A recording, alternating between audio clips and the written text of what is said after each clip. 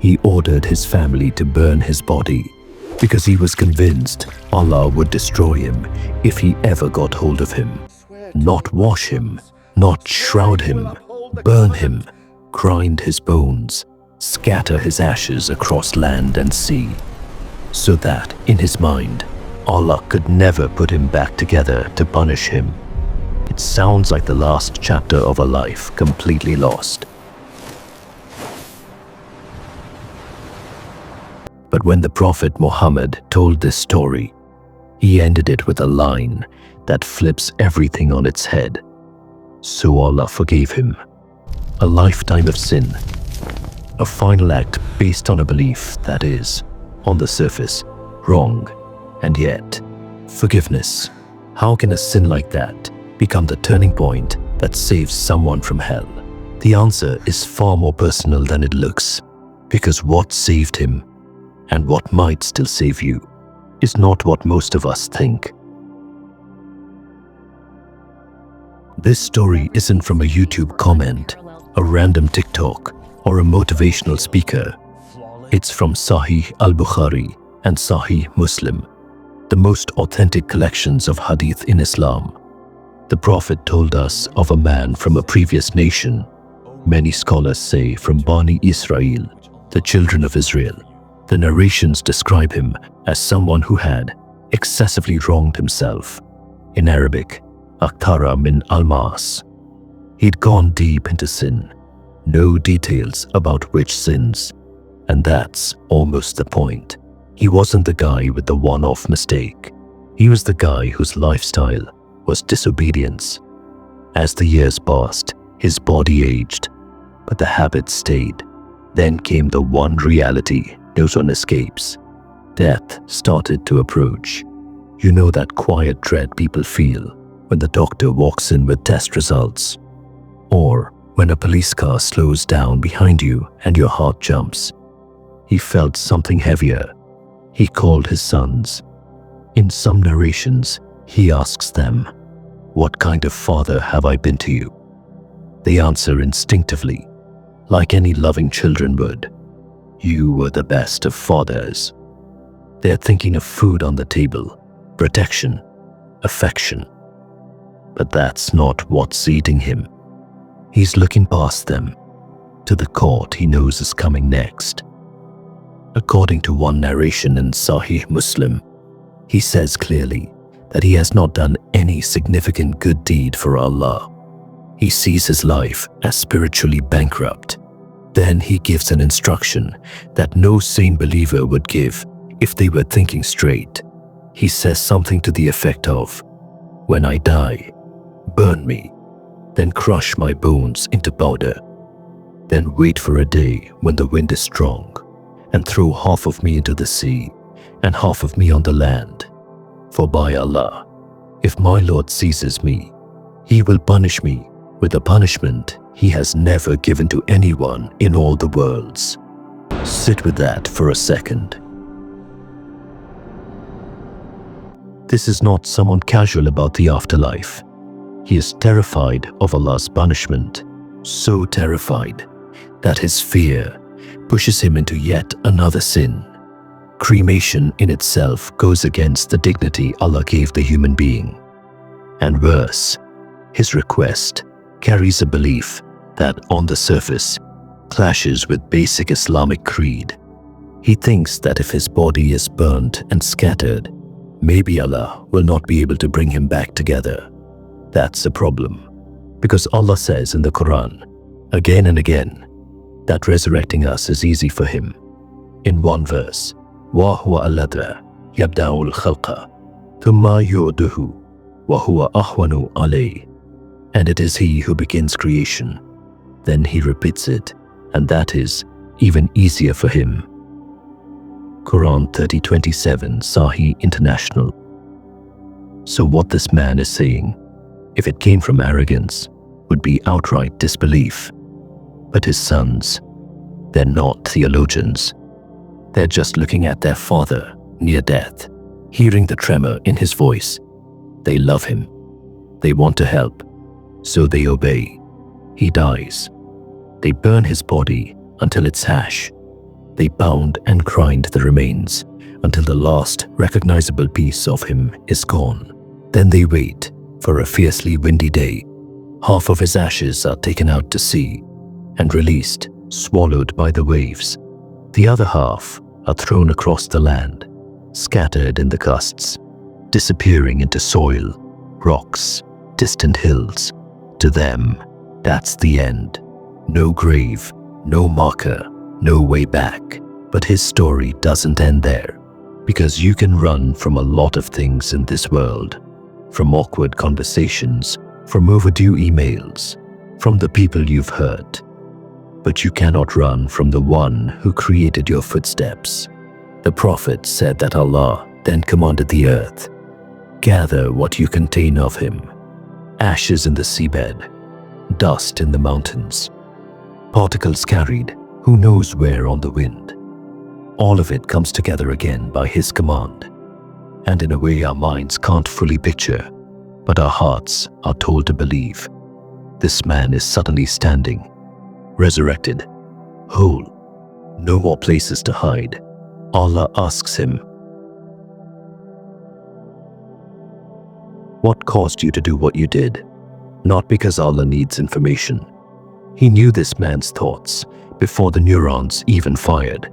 The question is for the man himself, to bring to the surface what was buried under panic and confusion.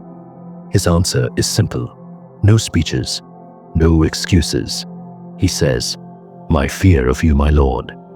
In Arabic, min khashyatika ya Rabb, because I was in awe-filled fear of you. The Prophet then said, so Allah forgave him. You can almost feel the companions thinking, as you might be thinking right now. How does someone spend a lifetime in disobedience, leave the world with the final act that includes a massive mistake in belief, and still walk away forgiven? This is where the scholars stepped in, not to water the story down, but to explain it properly. Imam an-Nawawi, commenting on this hadith, points out, if a person clearly denies Allah's power to resurrect, knowingly, stubbornly, that is disbelief, no question. But this man, his words didn't come from denial. They came from ignorance and from being overwhelmed by fear. Deep down, he still knew Allah is real. Allah is great. Allah will call him to account. That's why he panicked in the first place. Ibn Hajar al-Asqalani in Fath al-Bari explains the same. His mistaken assumption about resurrection was not a cool, calculated belief. It was a confused attempt to escape what he knew he deserved, and Allah, who knows which words come from arrogance and which from desperation, judged him by what was in his heart. So what exactly saved this man? It wasn't the sin. It wasn't the cremation. It definitely wasn't the wrong belief. What saved him was the state that sin pushed him into at the end. A state where all the masks dropped. No self-justification. No, everyone's doing it. No blaming society or circumstances. Just raw, honest fear of standing in front of Allah with the record he knew was filthy. That fear crushed his ego. It broke the illusion that he could negotiate with Allah or turn up on the day of judgment with attitude. Underneath the confusion, his heart was doing one thing right. It was genuinely terrified of displeasing its Lord. Now, fast forward to you, sitting in your room or on your commute in London, Birmingham, New York, Chicago, wherever you are. You might not be ordering anyone to burn you, but you might be living with a quiet, lurking thought. I've gone too far. It's over for me. You know the tabs you open in secret. You know the relationship you're holding on to that you'd never describe as halal if you were honest. You know the riba in your finances, the prayers you've missed, the lies you've told.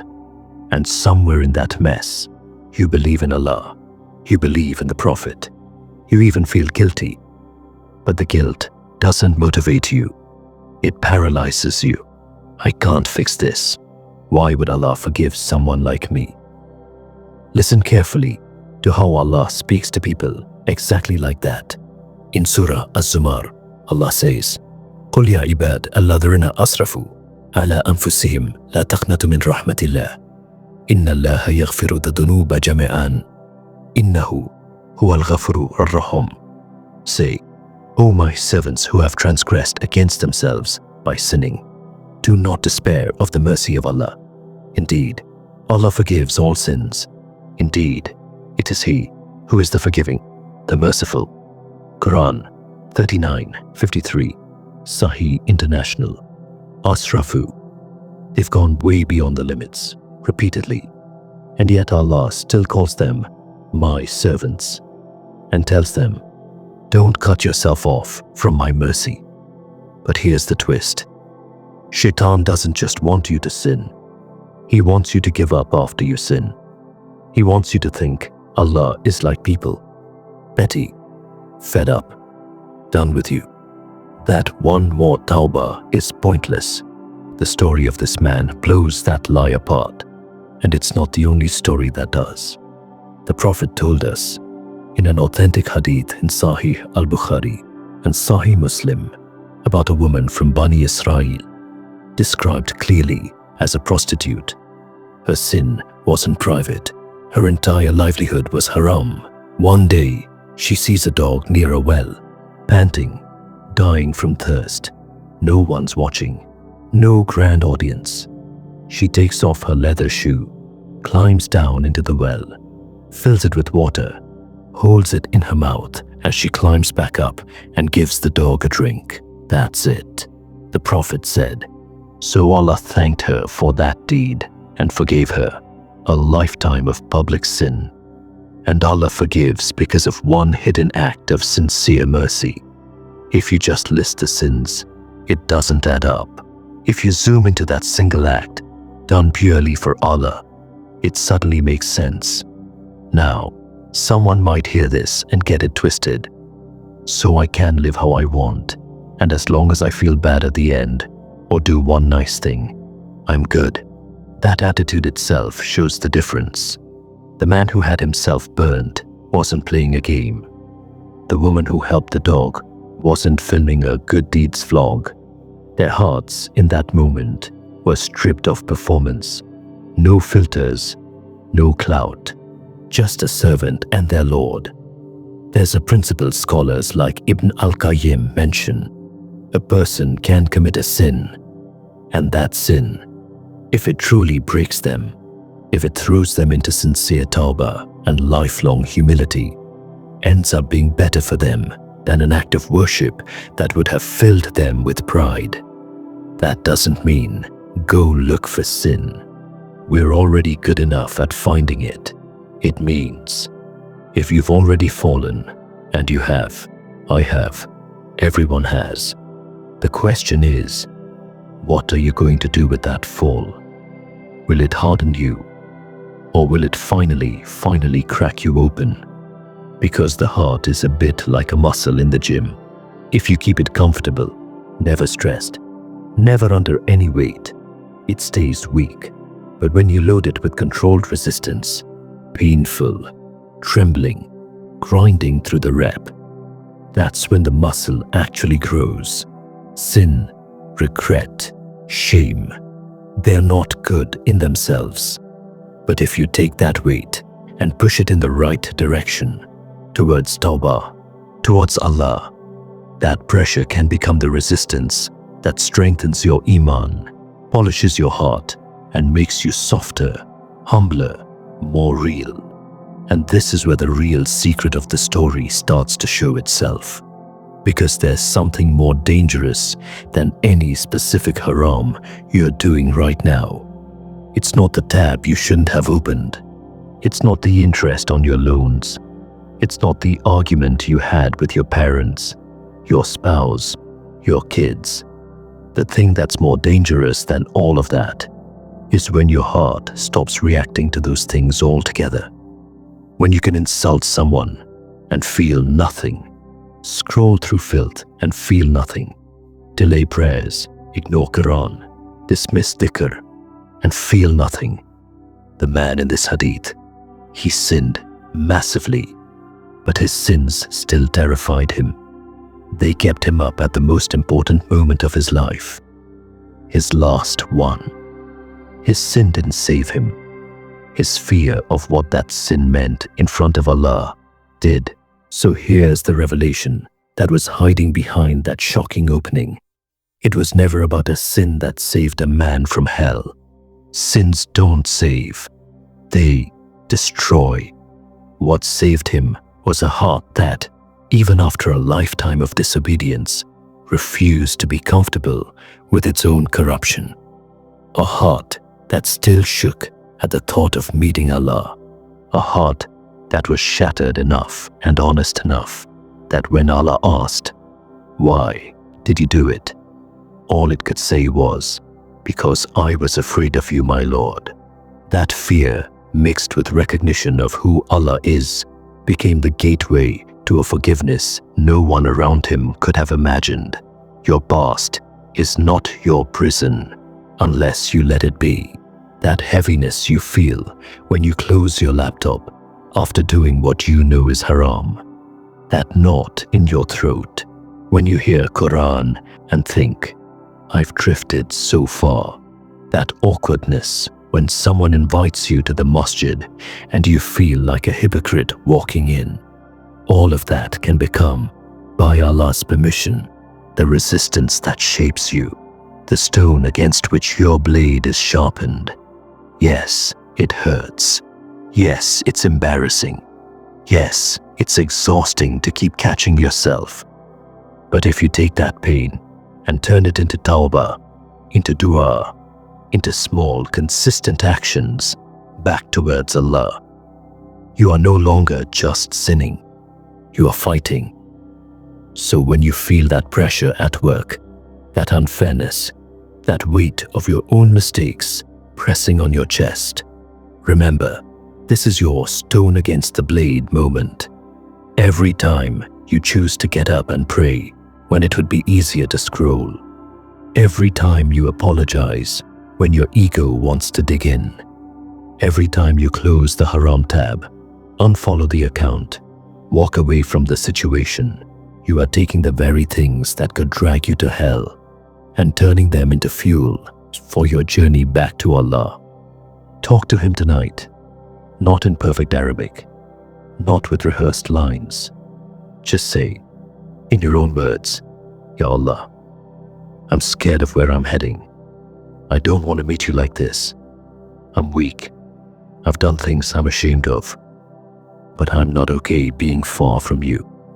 Please, forgive me, guide me, change me."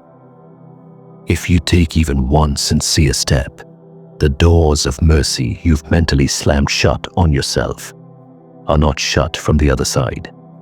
And if you want to keep building that perspective, to see your life, your struggles, your sins, your hopes, through the lens of stories like this, then don't walk that path alone.